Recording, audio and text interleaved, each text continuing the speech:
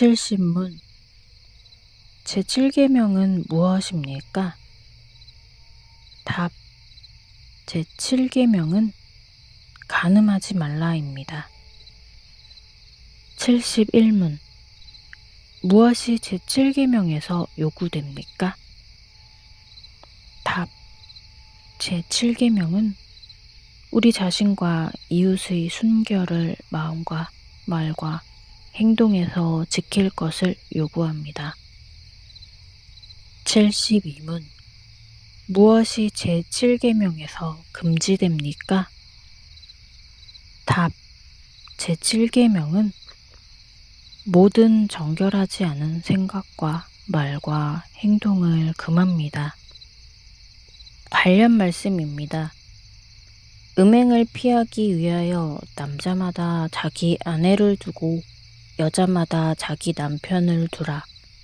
남편은 그 아내에 대한 의무를 다하고 아내도 그 남편에게 그렇게 할지라. 고린도전서 7장 2, 3절. 나는 너희에게 이르노니 음욕을 품고 여자를 보는 자마다 마음에 이미 간음하였느니라. 마태복음 5장 28절. 해설입니다. 사람에 대한 우리의 의무를 담고 있는 6가지 계명 중 첫 번째인 제5계명은 하나님의 형상으로 만들어진 사람에게 생명을 전달하고 양육하는 부모에 대한 공경을 통해 하나님께서 사람들 간에 세우신 질서와 권위를 인정하라고 말합니다. 두 번째 제6계명은 하나님의 형상으로 만들어진 사람의 생명을 존귀하게 여길 것을 가르칩니다. 이번에 다룰 세 번째 제7계명은 하나님의 형상으로 만들어진 사람의 순결을 지키라고 말합니다. 예수님께서는 적절하지 않은 상대와 몸으로 직접 관계를 갖는 것만이 아니라 음욕을 품고 여자를 보는 것도 간음이라고 말씀하셨습니다. 직접 관계를 갖지 않지만 마음에 음욕을 품고 이성을 바라보며 별의별 생각을 다 하고 야한 동영상을 보며 정욕이 불같이 타는 마음 자체가 이미 간음의 죄 가운데 있다고 지적하신 것입니다. 야한 그림과 동영상과 글로 마음을 불태우는 것은 그 자체로 옳지 못할 뿐 아니라 더 음란한 행동으로 이어지기 쉽습니다. 공공장소에서의 음란 행위, 다른 사람에 대한 몰래 촬영, 성매매 등의 범법 행위도 모두 그런 마음에서 비롯됩니다. 그러므로 마음속에 음욕이 일어나는 것도 간음인 줄 알고 맞서 싸워야 합니다. 그렇다면 이것을 어떻게 막을 수 있을까요?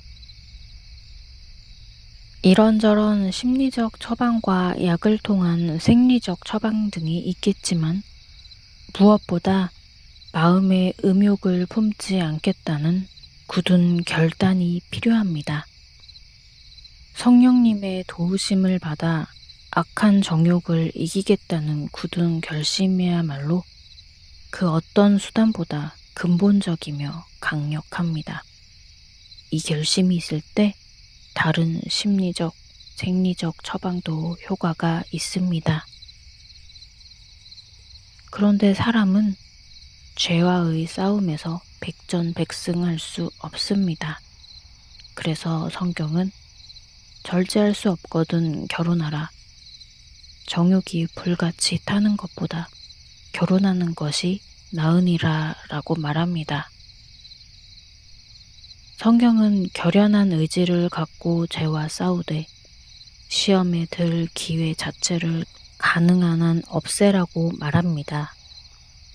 결혼함으로써 남자마다 자기 아내를 두고 여자마다 자기 남편을 두는 데에는 음행을 피하기 위한 목적도 있다고 말합니다. 바울은 다음과 같이 권면하기도 합니다. 서로 분방하지 말라. 다만 기도할 틈을 얻기 위하여 합의상 얼마 동안은 하되 다시 합하라. 이는 너희가 절제못함으로 말미암아 사탄이 너희를 시험하지 못하게 하려 함이라. 고린도전서 7장 5절 말씀입니다. 자기 자신을 과신하여 음행과의 싸움에서 승리할 수 있다고 오판하지 말고 시험에 들 만한 환경을 통제하라는 것입니다.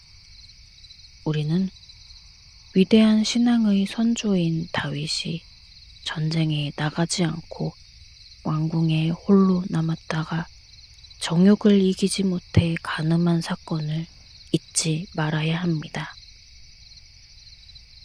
칼과 창으로는 모든 싸움에서 이긴 천하의 다윗도 자신의 정욕과 죄와의 싸움에서는 무너져 내렸습니다. 우리 사회의 결혼 연령이 늦어지는 현상은 바람직하지 않습니다.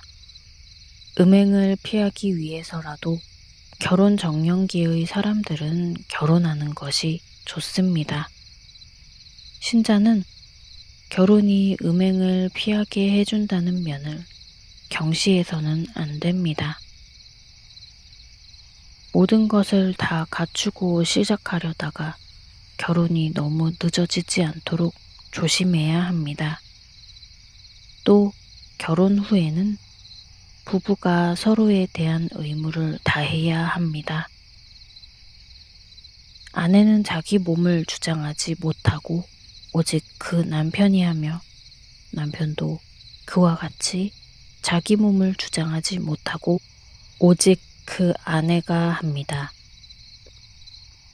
신자는 친구들끼리 있더라도 음담패설이나 왜곡된 성적 표현을 하지 말고 성에 대한 올바른 생각을 정확하게 표현해 덕을 쌓고 거룩을 추구해야 합니다.